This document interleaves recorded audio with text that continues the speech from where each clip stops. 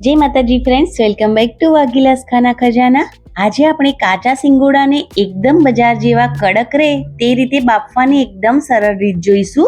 તો ફક્ત 5 જ મિનિટમાં બિલકુલ પાણીનો ઉપયોગ કર્યા વગર સિંગોડા કડક રહે તે રીતે આજે આપણે બાફીને રેડી કરીશું ફ્રેન્ડ્સ। તો તેના માટે મેં અહીંયા 1 કિલો કાચા સિંગોડા લઈ લીધા છે। તેને એકદમ સરસ 4 થી 5 પાણીથી ધોઈ અને સાફ કરી લીધા છે।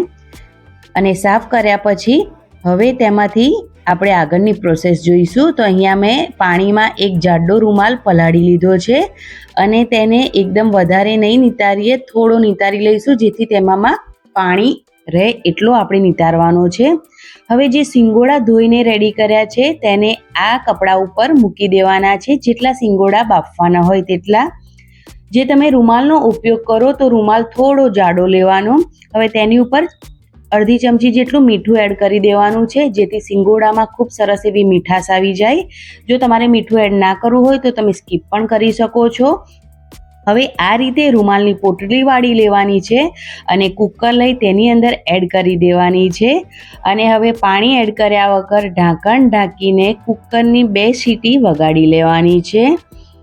તો અહીંયા કુકરની 2 સીટી વાગી ગઈ છે। તો હવે ગેસ બંધ કરી કુકરને ઠંડુ થઈ જવા દેવાનું છે। કુકર ઠંડુ થઈ જાય એટલે તેને ખોલી લેવાનું છે અને હવે પોટલી સાથે સિંગોડાને બહાર કાઢી લેવાના છે। પહેલાં ચેક કરી લેવાના છે। તો અહીંયા મેં ચીપટાની મદદથી ચેક કરી લઉં છું, કેમ કે દાજી ન જાવ તેનું ખાસ ધ્યાન રાખવાનું।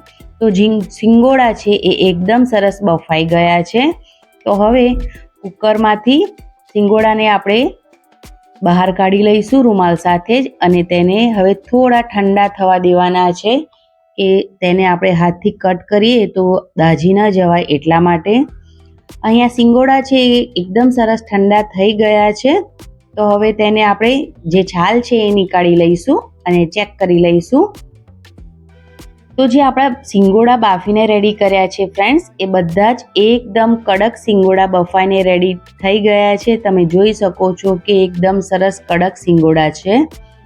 તો માત્ર 5 જ મિનિટમાં ઘરે જ આ સિંગોડા બાફીને રેડી થઈ જાય છે। તમારે બજારથી લાવવાની બિલકુલ જરૂરત નથી।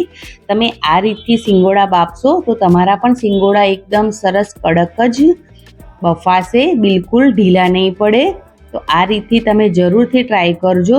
બધા જ સિંગોડા અહીંયા એકદમ સરસ એવા કડક બફાઈને રેડી થઈ ગયા છે ફ્રેન્ડ્સ। તો તમને જો રેસીપી પસંદ આવી હોય તો પ્લીઝ ચેનલને જરૂરથી સબસ્ક્રાઈબ કરજો, લાઈક કરજો, શેર કરજો અને કોમેન્ટ કરવાનું બિલકુલ ના ભૂલતા। અને આવી જ અવનવી રેસીપી જોવા માટે મારી ચેનલને જરૂરથી સબસ્ક્રાઈબ કરજો। તમે જોઈ શકો છો કે બધા જ સિંગોડા એકદમ સરસ કડક બફાઈને રેડી થઈ ગયા છે। તો બહારથી સિંગોડા લાવતા પહેલાં આ વિડીયો જોઈ અને રેસીપી જરૂરથી ટ્રાય કરજો। Thanks for watching, bye bye, take care, જય માતાજી।